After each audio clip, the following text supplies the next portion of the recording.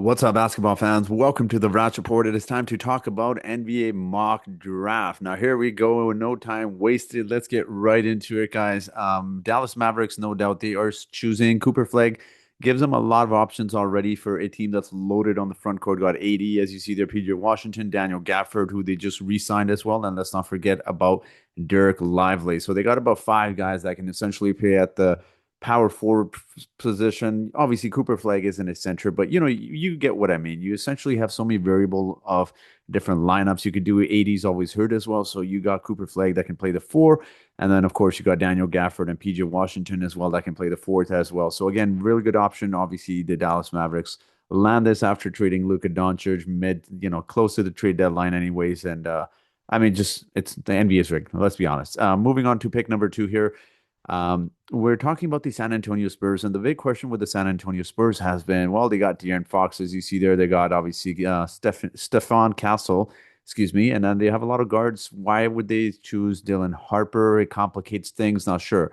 We've seen this time and time again, though. We've seen a lot of teams pass on good players because they already have certain positions filled. We've seen the Kings do that with passing up on Luka Doncic as well. And look, I mean, I'm going to use this reference as you ask a rich man, if he's got two Lamborghinis, would he like a third? He's not going to say no. So you're taking Dylan Harper there, absolutely no doubt. And then you figure out the rest down the road. You can always trade players as well. So see how it goes there. This is where it gets really, really interesting. And I think this is, where a lot of people had mocked Ace Bailey. He's refused to work out with the 76ers. He wants a promise.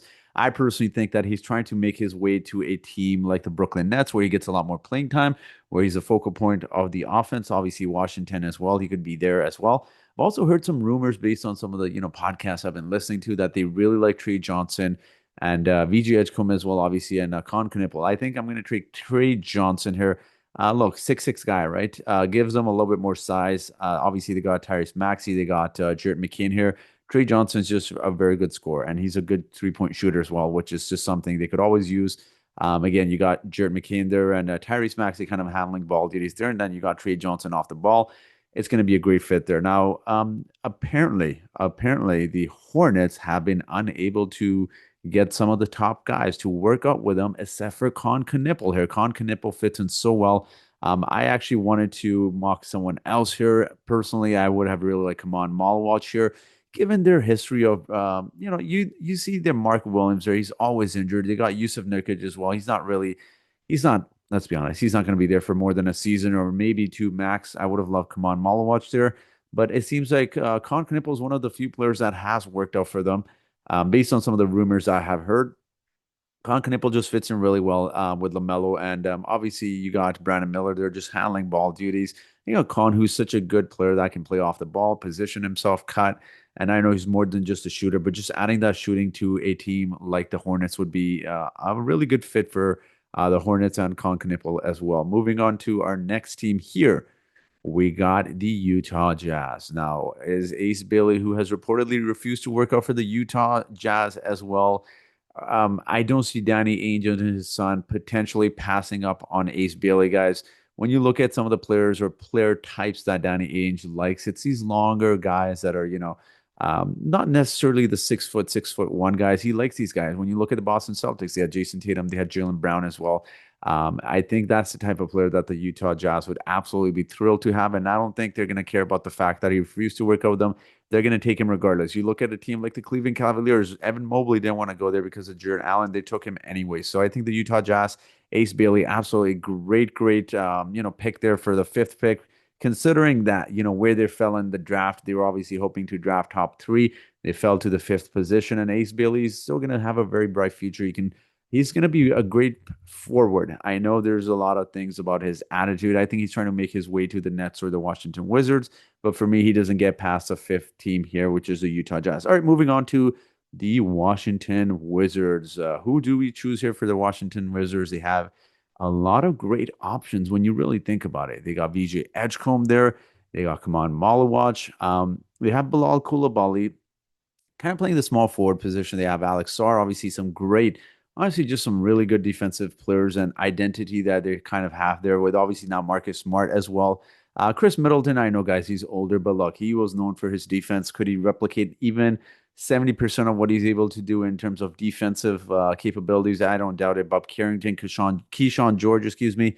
I'm actually going to go best player available here. I'm very, very tempted to go come on Malawach here just because I think they need a bigger center to play alongside Alex Sarr. But again, you can't pass on VJ Edgecombe, just such an electric player.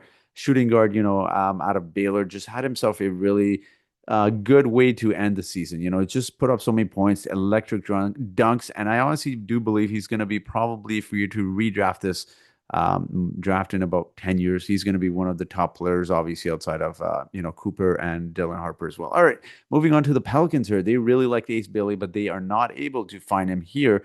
Obviously, there are obviously have rumors that attempted to try to trade up to draft Ace Bailey. I don't really understand it, to be honest. I understand that Ace is a really good player to fit him along Zion. I mean, they want to rebuild among Zion Williamson apparently, but I don't understand that necessarily. There's some rumors that they really like Jeremiah Fears here as well.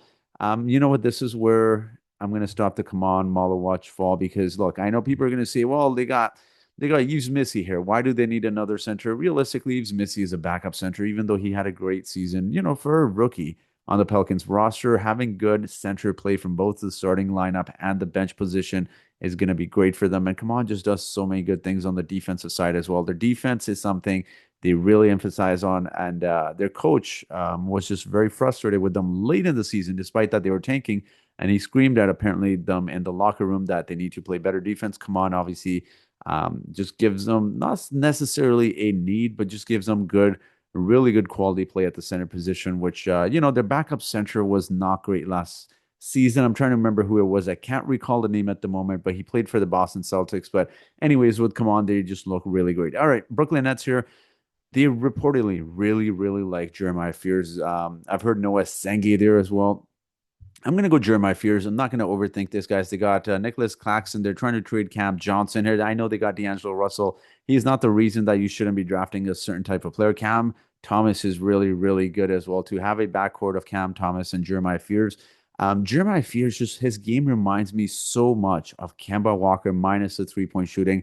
He's so shifty in the way he's able to score, and he's so fast. Jeremiah Fears is going to be an absolute welcome addition to the Brooklyn Nets. Now, moving on to my team here, the Toronto Raptors. They have a lot of intriguing options.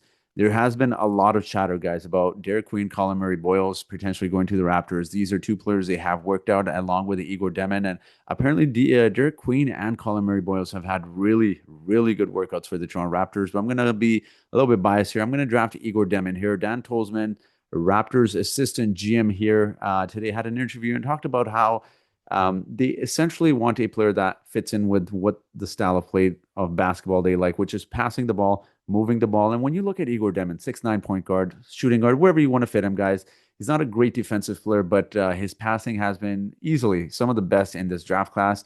And to have a essentially guard play, let's just say guard play, because I know people are going to say, well, he's not a point guard. I don't know why I keep calling him a point guard.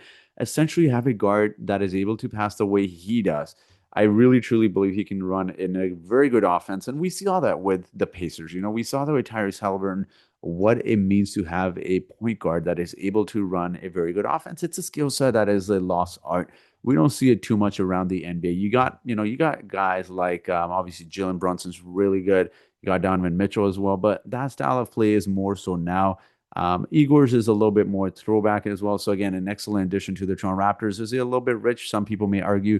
Not for me. I'm a really big Igor Demin fan. I think he's going to do wonders in a dark horse system, and particularly a Raptor system that is known for developing players. All right, moving on to our 10th pick here. This is where things get exciting. It's funny because they've updated this from Houston Rockets to the Phoenix Suns, but they still got KD on the current roster as well. KD, obviously, I think the trades have to be finalized. I think it's July 6th.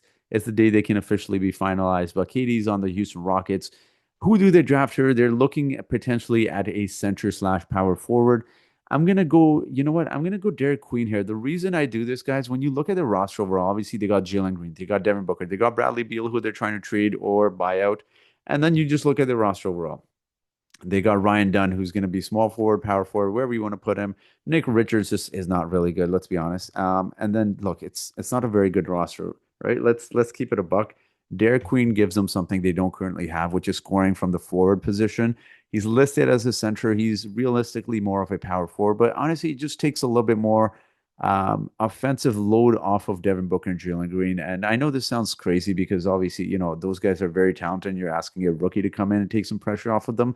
But just overall, Derek Queen is going to be a fine player in the NBA. Yes, there's some questions about his defense, but I mean, who on the Suns roster is playing defense? Let's be honest. Not Devin Booker, not Jalen Green. Dylan Brooks definitely will be, which is very nice. But I think Derek Queen is the right pick here, guys. Just again, just gives them more versatility on the offensive side, gives them something they really, really need, which is just depth at the forward position as well. Now we got a team that just made a trade. They traded for Drew Holiday, they traded Anthony Simons, and 2 second-round picks. All right. So going here for a Portland Trail Blazers team, who do they take here? They have a lot of intriguing options. Could they possibly take Kasparas Yakachonis? I do really like the fit. I actually really, really do like Igor Demon here as well. I know they got Scoot Henderson as the main point guard. Guys, I'm gonna be honest. Like he's never turning into a true point guard. He's gonna be what we call a shooting guard, and even then it's his efficiency is just really, really bad. They're trying to bring in Drew Holiday to kind of monitor and help develop some of these younger guys as well. I'm torn on this pick. I am really, really torn on this pick because part of me wants to really get Noah Senge here. Again, they're gonna try and get rid of Jeremy Grant here, so we'll see what happens. But let's go down the list, see if I like anyone else here. Asa Newell, possibly. Again, DeAndre Ayton is an expiring contract, but let's not forget they have Donovan Clingan, who's going to be taking majority of the minutes there. Uh, yeah, this is you know what? I'm not a big Noah Senge guys. I'm gonna be honest. I'm not a huge Noah Senge fan. Just out of the players remaining, I think this is the probably the best selection for them. Just given, the two players they have right now, DeAndre Ayton and Jeremy Grant, are probably going to be traded there. Obviously, Anthony Simons is no longer there. I know you got Denny Avdia. You could play him at the small forward position, Noah at the four, and then obviously Donovan Clingan. Look, Noah is a mystery box, as they describe him, as you see, 6'8", 194 pounds. He's going to need to get a lot stronger. He's only 18 years old, so he's definitely got a lot of time to develop. But if he develops properly, he is going to be big time. And I think the Portland Trail Blazers take a flyer on him here. All right, moving on to the Chicago Bulls here. Not Kasparas here. It just doesn't make sense when you're really thinking about who they already have in Josh Giddey. Io, obviously they have where am I missing here? They're gonna trade Lonzo Ball, but they got Kobe White as well. Doesn't make a lot of sense. Colin Murray Boyles makes a lot of sense here. Could they possibly look to draft John Berger here? It's his name kind of rolls off my tongue sometimes, and it's almost like you forget how to say his name. He could be intriguing. I think it's a little bit high if you ask me personally. Thomas Sorber, I don't necessarily think so. Man, this one's really, really difficult. You know what? I'm gonna go Colin Murray Boyles here just because when you look at Hmm. When you look at the roster, Patrick Williams, he can play the small forward position. He's not going to work out there. He's so overpaid. They definitely need some defense as well. They need some rebounding as well. They need everything, honestly, besides maybe playmaking, just because Josh Giddey's going to be the future guard, point guard, whatever he is there. So I'm going to go Colin Murray Boyles. They're obviously, an undersized power forward. But you could kind of play him in different positions. He's really strong for 6'7". He's obviously, as you see there, 245 pounds. He's got a 7'2" wingspan. As you see, they're good numbers in terms of scoring and rebounding as well. His shot is the big question mark, but honestly, like I mean, the Bulls, you got decent amount of scoring, not great, but decent amount of scoring there. So I wouldn't say it's a bad pick by any means. All right, we got the Atlanta Hawks here. Now, who do they choose? Clint Capello's leaving in free agency. Onyeka Okongwu is going to be their starting center. Do they take a flyer on Joan Berger? Geez, I'm really struggling with his name here, but I'm tempted to go Carter Bryant here.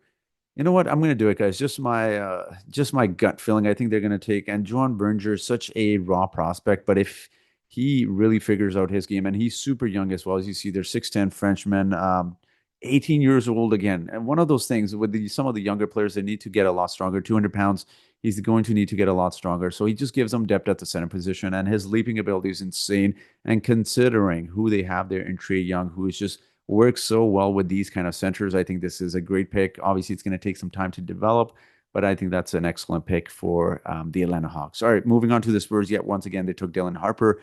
It's absolutely ludicrous if they take a point guard here, which they won't do. So I actually have Casper's falling a decent amount. I've heard Danny Wolfer. I don't really like it. I've also heard that apparently Victor Wembanyama does not like playing the center position, which is very, very interesting. I'm going to go a little bit off the board here. It's ominously kind of crazy how low he is. I'm going to do it. You know what? I'm going to do it. I'm going to put Rasheer Fleming here for the San Antonio Spurs. The reason I do this, guys, Rasheer Fleming is a power forward that can stretch the floor like crazy, and he's actually very mobile for his size. He's got his 7'5" wingspan, despite being 6'9". I mean, that is just gigantic. And look, he have a high ceiling? Not necessarily. He has a good floor, high floor, low ceiling type of guy. He's going to be a great, great role player. And to have him in the Spurs system, look, he's going to rebound, he's going to score, but he can stretch the floor. And to have him playing with Victor Wembanyama is going to be great. And I mean, you have De'Aaron Fox there as well, who doesn't shoot the three exceptionally well. So, again, right, that's the question. All right, we got the Oklahoma City Thunder here. You know what? I got to stop the Carter Bryant fall here. I actually do really genuinely like Carter Bryant, even though he's falling quite a bit here. This is going to be a steal for the Oklahoma City Thunder that really value someone, like Carter Bryant, who is a good defensive player. And look at this size on this guy, man. 6'8", small forward, power forward, put him wherever you want. And, considering when they did in these playoffs, particularly in the finals where they took Isaiah Hartenstein off and they were going, even at times when they took Chet Holmgren out, they were kind of going small ball lineup, and this is where Carter Bryant really, really helps them in terms of look at his size, guys. 220 pounds for a 19-year-old, 6'8" guy. Just absolutely steal of a pick for the Oklahoma City Thunder that they get him. Carter Bryant's going to be a good, really solid, good player in the NBA as well. And if you know what, if he figures it out, man, his ceiling is it's sky's the limit for him. He's going to be a really, really good player. And considering where he's going in Oklahoma City Thunder, that is known also for developing players. Excellent pick. All right, moving on to the Memphis Grizzlies here. See, I get it, guys. Desmond Bane is still showing here. I believe this was originally the Atlanta Hawks pick, if I'm not mistaken. Obviously, or not Atlanta Hawks, excuse me, Orlando Magic pick over here. This is going to be fascinating because, Desmond Bane is no longer here. Ja Morant is here. I'm looking at the roster overall. What do they really need? You know what? Screw it. I'm going to go Kasper Siakachonis here. Someone that can, really handle the ball. As you see there, he's listed 6'6", 6'5", without shoes. He can score, he can rebound, he can do a little bit of everything, except for three-point shooting. But before his injury, he was shooting the three-point ball really well, but he moves the ball quite well. And it just gives him depth at the kind of the guard position right behind Ja Morant. And I think this is going to be a really nice addition. Again, 16th pick, you're getting Kasper Siakachonis. That is an absolute steal. All right, moving on to our next here, Minnesota Timberwolves. Do I go Asa Newell here? You know what? They apparently included Rudy Gobert in trade for Kevin Durant. Obviously, we know that rest is history. They want to re-sign Naz Reid, but they also don't want to pay a ton of money to every single player. Yeah, I think I'm gonna draft Asa Newell here. On second thought, you know what? Actually, I'm gonna go with a different player, guys. I think oh my God, we still got Cedric Coward here as well. He's ranked 29th. That is absolute ludicrous. Yeah, sorry guys. I'm gonna switch it up. Not Asa Newell here. Liam McNeely is gonna be a good role player. Will Riley is gonna be someone that's gonna take time to develop. He's gonna need to get stronger. Uh, you know what? I'm gonna go Nick Clifford here. Gives him a lot of different options. Play him at the shooting guard, small forward position, wherever you want. Besides Anthony Edwards, he's someone that can rebound really, really well. He can score really well. He's a senior player, as you see, they're 22 years old, but he is going to be someone that just again, you see the assist column there. He can pass. He can do everything. A senior player that can come and contribute right away. And you almost kind of need that for Minnesota, right? So he's going to be an excellent, excellent player in the NBA, a really good role player. And for a team like the Minnesota Timberwolves, it's going to be very fascinating to have the different lineups they can potentially throw out there, right? They can have Nick Clifford playing along Anthony Edwards. They can have Jaden McDaniels playing the power forward position, and maybe even Julius Randle at the center position as well. Kind of have a more switchable lineup. Not that Julius Randle is any sort of great defensive player, but it just gives them more option to kind of have. And considering they'll probably very likely going to lose Nickeil Alexander Walker, Nick Clifford kind of fills in that same position there. I mean, just does actually even more on the offensive side, and he's a really good defensive player as well. All right, moving on to the next pick here. We got the Washington Wizards. Yet once again, they chose VG Edgecombe, and you know what? Uh, all right, this is where I gotta go. Uh, yeah, I'm gonna go Ace O'Neal here. Several reasons. Again, you need a center. Ace O'Neal, they're gonna be very happy to get him here. And I really like Ace. I think he's going to be a solid player in the NBA. I mean, again, still 19 years old. Like a lot of younger players, needs to put on a little bit more weight. You know, Ace O'Neal just he's listed as a power forward. He can play center position. He's going to be a nice fit there, and he's going to develop. He's going to take time to develop, and I think no better place to go to than the Washington Wizards, and they're happy. They get depth at the center position, which they do need as well. Now we got the Brooklyn Nets once again. They have Jeremiah Fears with the eighth pick. Who do they choose here? You know what? I'm gonna stop the. I know it's not really a fall here, but I'm actually gonna go. No, he's a little bit older. I don't think he makes sense. I really don't want Cedric Howard to fall as much. But you know what? Do we do it? Do we do it? I'm gonna do it. I'm gonna go Will Riley here. They're gonna take a little bit of a gamble. Will Riley's just got really nice potential. When you see his offensive game, he is very shifty. And when I watch some of his tapes, a lot of it reminded me of SGA. Now, it doesn't mean he's going to be SGA. It doesn't mean he's going to be at that level, or maybe even 80% of it. But the fact that, you see some of the shiftiness and the ability to score and how he does it. Maybe SGA has influenced a lot of younger players and they're modeling their game after SGA, which is, we're not seeing it too much now, which is why when we do see someone kind of like that, then it really does impress you. Well, Riley obviously needs to get it again. These 18, 19-year-olds just need to put on a lot more weight. So again, it's going to take him time to really get stronger, but just given how his style of game is, how much weight can he actually put on? His defense also isn't that great as well. So again, that's a big question. But if he hits, he is going to be an exceptionally good player for a Brooklyn Nets team. All right, we got the Miami Heat here.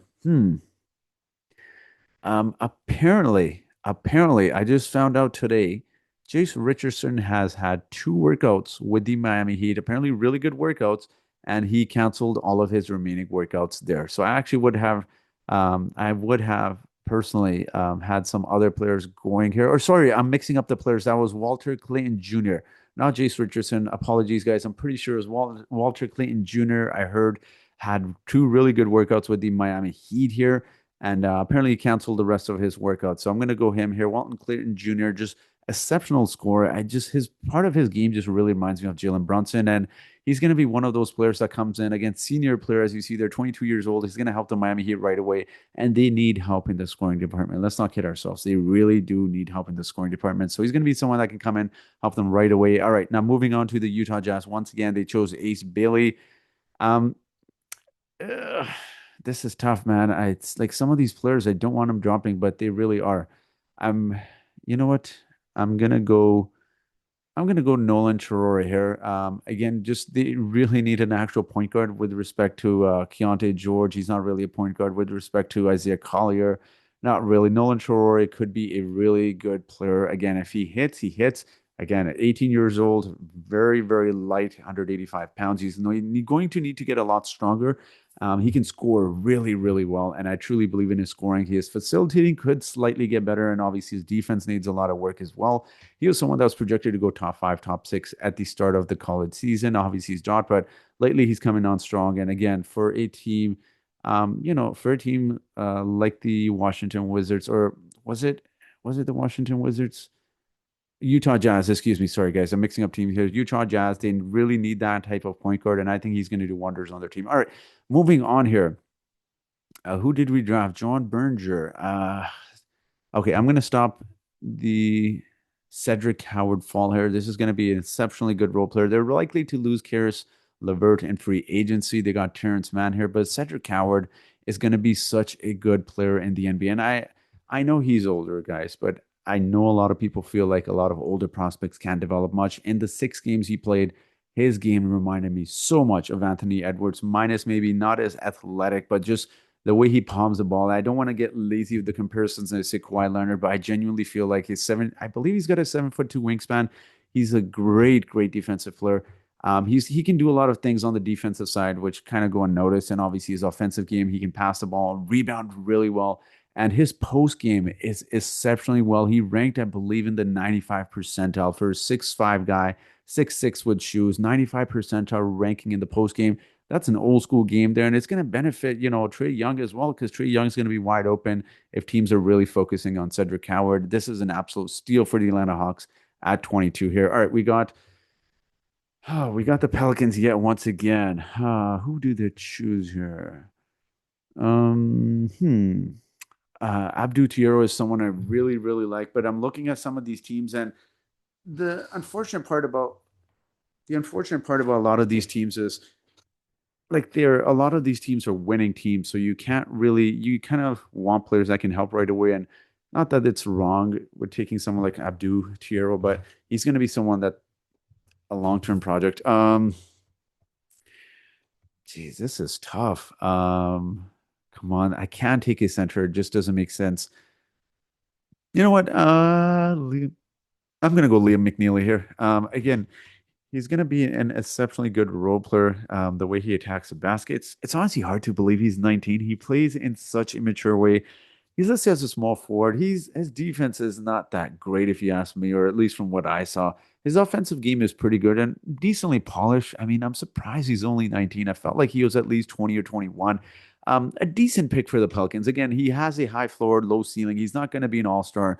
He's just going to be a really, really good role player in the NBA. Not exceptional role player, but probably like sixth, seventh, eighth man off the bench, a good bench player. And again, the Pelicans kind of just take this pick here. They could go a few different ways here, but we'll see what happens coming, come draft time. All right, we got OKC again. See, this is where it gets really challenging, man. Like, okay, I'm gonna go Thomas Sorber here. They apparently really, really like Thomas Sorber along with the San Antonio Spurs as well, but just gives them depth right behind Isaiah Hartenstein as well. Thomas Sorber's game is very, very old school of post game. I'm not a huge Thomas Sorber fan, I will be honest. I know he can pass, although he can score, he can rebound as well, can block shots, but just he moves really, really slow. And again, he's 19 years old, so maybe give him the benefit of the doubt. I'm sure he'll improve as his game comes along. But for an Oklahoma City Thunder, they're so stacked, but they definitely could use more center as well. All right. Jace Richardson. I think this is where we stop Jace Richardson from falling. Yeah. Where are we right now? We're at the 25th pick with the Orlando Magic yet once again. See, this is what I mean. Like a lot of these teams normally would be not certainly at this position, but just so many playoff teams I want to see, like the Spurs. I know they didn't make the playoffs, but they will. And then you got OKC, obviously, reigning champion. You got Orlando Magic. They have so many picks. It's just like some of these players should be going to some of the lottery teams that don't have a lot of talent. I'm going to go Jace Richardson here. They need depth at the point guard position. They really don't have it. Jace Richardson is someone that's very, very small, undersized. He measured in barely at 6 feet, I imagine, I believe. And look, a really good player that can score and just gives them more depth at the point guard position. And God knows, Magic definitely need that as well. And considering who they have, especially with Desmond Bain now, it'll be nice to kind of have Jace Richardson kind of handle the ball off of the bench for them. So, I really, really like Danny Wolf and Drake Powell. I just can't. Do we go Danny Wolf here? I don't know. It just seems like he doesn't really fit in with the Nets, even though like they don't really have an identity. They're just so random. The Nets. You look at Nicholas Claxton, he can block shots, and you got D'Angelo Russell who plays no defense. You got I don't know. It's like Cam Thomas as well, who doesn't play. I don't know. Their roster is just so whack. If you ask me, they chose Jeremiah Fears. Huh. They don't want to, I don't see them taking Johnny Wolf, especially Jeremiah Fears there. I mean, they can't draft two guys that aren't great 3-point shooters. Could they take Maxime Renault? Definitely. I'm going to go Drake Powell here. I really, really do like Drake Powell, guys. Only 19 years old. I know there's a lot of questions to his game. His game reminds me a lot of what Andrew Wiggins is right now. Not Andrew Wiggins of college, because Andrew Wiggins out of college was projected to be LeBron James. Drake Powell, only 19. I know there's a lot of limitations to his game. I believe he's not a great 3-point shooter, but just the way he moves, his mobility, how he blocks some shots, he just really genuinely does remind me of Andrew Wiggins. Obviously, he's a little bit shorter, as you see there. But for a Brooklyn Nets team, let's be honest, you just need any sort of assets. And I believe, yeah, it's the Brooklyn Nets once again. So they got some options here. Hmm. You know what? I'm gonna go Abdou Diallo here again. They're gonna take a flyer, kind of just to, what they got. I know he's 21 years old, so it's not like he's 19. He's got a low floor, high ceiling type of player. But if he's a bust, he's a bust. Whatever. It's a 27th pick. You know what? It is what it is. That's the end of the first draft. Abdou Diallo goes to Brooklyn Nets. Again, if he hits, man, watch out. He's getting comparisons to OG Anunoby. Obviously, his three-point shot isn't as good. His defense is really good, however, and Judy Fernandez would absolutely love that he can play defense the way he does. All right, moving on to the Boston Celtics. We saw they traded Drew Holiday for Anthony Simons, who is one of the worst defenders in the entire league. So, who do we take here? Definitely not taking Danny Wolf. As tempting as that would be, I feel like he'd actually fit in the Boston Celtics roster super well. All things considering, he can't play defense at all. You know what? I'm gonna go Maxime Renault here. Maxime Renault, the Canadian, I believe he is. He's gonna be an exceptionally a great pickup, honestly, if you ask me, for the Boston Celtics team that is choosing a 28th here, I guess. Someone that can rebound, someone that can shoot. Is quite mobile for his size, despite being 7'1", a big center, and he can shoot the three-point ball as well. Again, a senior player, he's gonna come in. You're not waiting for necessarily Maxime to develop, right? That's the nice thing about drafting some of these older players. He can shoot the three-point ball, and I just feel like he's such a Boston Celtics type of player. I actually feel that about Danny Wolf as well. But moving on here, they chose Derek Quinn, and they're definitely not choosing Danny Wolf, guys. I want to put Danny Wolf somewhere, but where do I put him? I mean, like Derek Quinn is. I'm not saying they're the same players as Danny Wolf, but neither guy would play defense. They both kind of need the ball in their hands to distribute the ball. And oh boy, where do we go from here? Do they choose? Noah Pende could be interesting. I mean, considering he's getting compared to, or at least I see it anyways, to Dylan Brooks, could be fascinating. But you know what? Who I'm gonna go here? I'm gonna go Ryan Kalkbrenner. Someone that can shoot the three-point ball reminds me a lot of. It reminds me so much, not a lot. It reminds me so much of the way that Brooke Lopez moves, which isn't necessarily a good thing considering Brooke Lopez moves like a snail at times, but similar body type, like 7'1", 275, 70 pounds is huge, but he doesn't look that big. Again, senior player, he can come in and contribute right away. As you see there, he can score, he can rebound, he can shoot as well. So for a Phoenix Suns team, you get depth by selecting Derek Queen at the power forward position. Now you get Ryan here to select at the center position. They're happy walking away in this draft. And I believe this is the 30th pick. This should be the last pick from what I recall. We got the Clippers here. You know what? I think I really want to put Ben Sarf somewhere. I want to put Noah Pende too, but it's a shame that Danny Wolf fell as far as he did. I think he goes to the Clippers. Just gives him something different than Zubac, right? It gives him something different. And I feel like the Clippers have enough defense with Kawhi and Zubac and some of the other guys as well. Who am I missing here? Nicholas Batum's old. He can still play decent defense. I could have sworn they had this. Derek Jones, that's the player I was thinking about when I'm talking about defense. And I'm obviously not talking about James Harden. Danny Wolf could be fascinating coming off the bench for them. Someone that can handle the ball and just get his own, rebound the ball as well. I think he could be a very fascinating choice for them. Imagine a lineup of James Harden, Norman Powell, Kawhi Leonard, Danny Wolf, and Zubac. That would be something there. That'd be a really fun and entertaining lineup. But realistically, Danny Wolf is probably coming off the bench here. So again, that is my pick for the Clippers. And again, senior player. I cannot say this about so many guys in this year's draft. Senior players that can come in and help right away. And I believe that should be the draft, guys. So let me know your thoughts in the comment section below. I know some picks may be unpopular, some might be. But let me know if you agree with some of these picks. If you disagree, who would you have going where? Let me know your thoughts in the comment section below. And that will be it for today's video. Thank you so much for watching. And I hope you guys have yourselves a great day.